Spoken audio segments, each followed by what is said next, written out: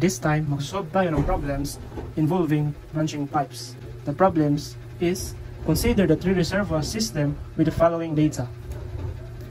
L1, 95 meters, L2, 125 meters, L3 equals to 160 meters, Z1 natin, 25, Z2, 115, and Z3 is 85 meters. And, given tong diameter sa lahat ng pipes at ang F value niya, which is 0.28 meters for diameter and 0.02 para sa ating F. Then, i-compute natin ang steady flow rate in all pipes. Ngayon, kunin natin ang Q1, Q2, at ang Q3. First step is, i-determine muna natin ang flow ng ating pipes. And para mas mabilis nating mahanap yung direction ng flow ng ating mga pipes, we assume na lang muna na walang flow sa ating pipe 2. I-assume natin na ang piezometer level is at the elevation of the water surface at pipe 3 natin. Ito yung imaginary piezometer natin. So i-let na lang natin na at the surface level siya sa ating pipe 3, di ba? Yan yung piezometer natin. Di ba, given dito yung elevation nating Z1, 25 meters. So, at the 25 meters yan. Then itong Z2 natin is 115 meters elevation. Dito Z3 natin is 85 meters. Then, malalaman natin ang distance na itong mga water surface natin. So, ito 115 minus 25 lang. 90 meters yung distance niya. Then, ito din is distance nitong dalawa. I-minus lang natin yung 115 sa 85. So, 115 minus 85, 30 meters tong distance ng water surface sa 2 at water surface sa 3. Diba? Ang distance na itong 3 at 1 natin is 90 minus 30 lang, which is 60 meters. Dito. Each one natin is yung from the water surface to piezometer level natin. I-let lang natin yan na H1. Diyan. Dito is H2 from the water surface to piezometer level. Since itong pipe 1 natin, itong water surface ng ating pipe 1 is mas mababa pa sa ating piezometer level, so alam natin ang flow dito is pataas.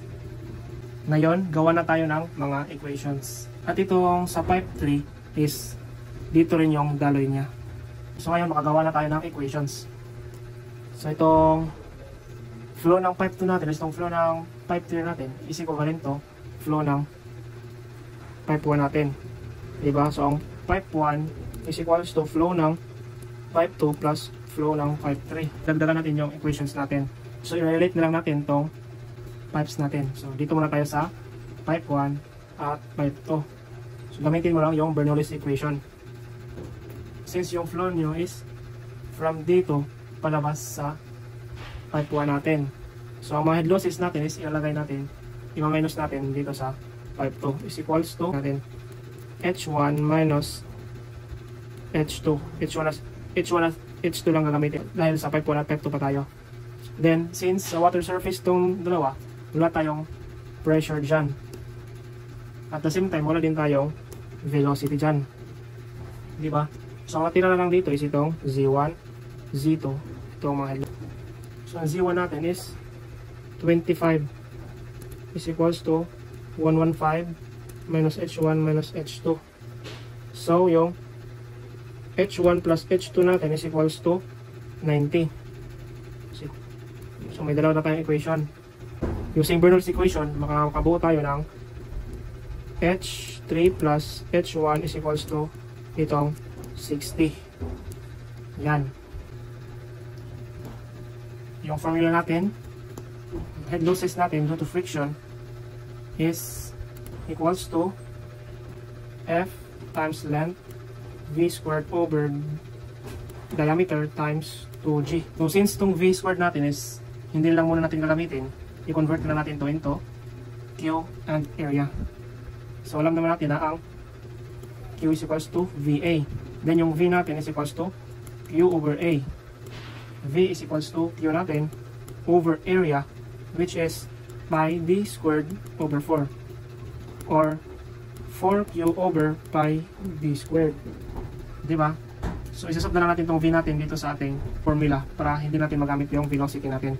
Fl, yung V squared natin is 4Q over pi D squared naka-squared over D times 2 times gravity. Since metric system to, 9.81. Diba? So, ang formula natin sa ating head loss is equals to 0.082627 FL Q squared over D raised to 5. I-round up na natin ito into 3 decimals na lang. 0.0826 na lang. Fl Q squared over D raised to 5. So, yan yung gagamitin natin head loss. So, dito muna tayo sa head loss 1 is equals to yung 0.0826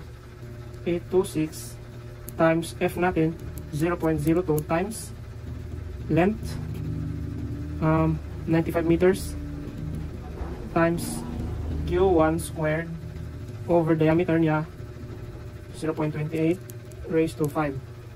So yung H1 natin is equals to 91.19 Q1 squared. Diba? Then itong H2 natin is equals to, gamitin pa rin natin yung formula natin, 0.02 times length 125 meters times Q2 squared over 0.28 raised to 5. Yan, value natin dito is 119.99 Q2 squared. Diba? Then itong H3 natin is equals to 0.0826 times F length niya 160 times Q3 squared over diameter raised to 5. So yung H3 natin is equals to 153.58 Q3 squared. So itong equations natin is sapat na. Nakabuo na tayo ng 6 equations at 6 unknowns. Itong Q1, Q2, Q3, H1, H2, H3. And then, 6 din yung equations natin. First, second, third, fourth, fifth, and 6 equations natin. By manipulating it algebraically, masosolve na natin yung hinahanap natin. Isosolve for Q ko na lang muna to. Lahat na to. H1 is equals to H2 is equals to H3. So by simplifying it, yung Q1 natin magiging 0.1047 square root ng H sub 1. Then itong Q2 natin is magiging 0.09129 square root of H sub 2. Then itong Q3 natin is equals to 0.0807 square root ng H sub 3. So yan yung ating mga values sa ating Q. So dito, ma-convert natin to into, so halimbawa gusto ko yung H1 ang susolving ko. Solve for H1 na lang. H1 is equals to 90 transpose yung H2 minus H2. Then itong H1 dito is equals to 60 minus sorry guys, H2 to. Ito H1. Dito is H3 minus H1. So yan. I mean, H1 pala yung ititira ko anon. Para yun muna yung unahin ko pag-solve. So, isasub lang natin dito sa ating equation, sa ating mga Q's. So ito, naka-H1 na. Okay na yan. Ito lang H2. Gawin natin itong 90 minus H1. Itong H3, gawin natin 60 minus H1. So isasub na lang natin yan dito sa ating equations. Sa Q1 is equals to Q2 plus Q3. Yung Q1 natin, 0.1047 square root ng H1 is equals to 0.09129 square root of yung H2 natin is 90 minus H1.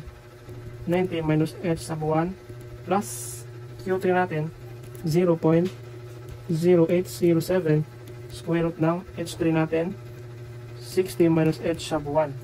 Yan.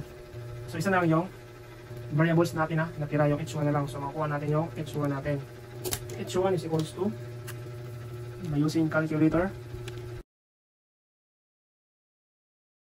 So ito yung H1 natin, 53.219. 53.219 meters. Since nakuha natin yung value ng H1 natin, is makukuha na rin natin yung value nitong H2 at H3. So by solving that, makuha tayo ng value ng H2 is equals to 36.781 meters. Then ang H3 natin is equals to 6.781 meters. Since nakuha natin yung mga head losses natin, so masolve na natin yung mga hinahanap natin, itong flow rate ng all pipes, di ba? Nasab lang natin itong mga value natin head losses dito sa Q's natin. By substituting these head losses, makuha natin yung Q1 natin is equals to Q1 natin 0.7638 meter cube per second. Then yung Q2 natin is equals to 0.55365 meter cube per second. Then lastly, itong Q3 natin is equals to 0.21015 meter cube per second. So nasolve na natin yung ating mga hinahanap. Ito yung final answers natin.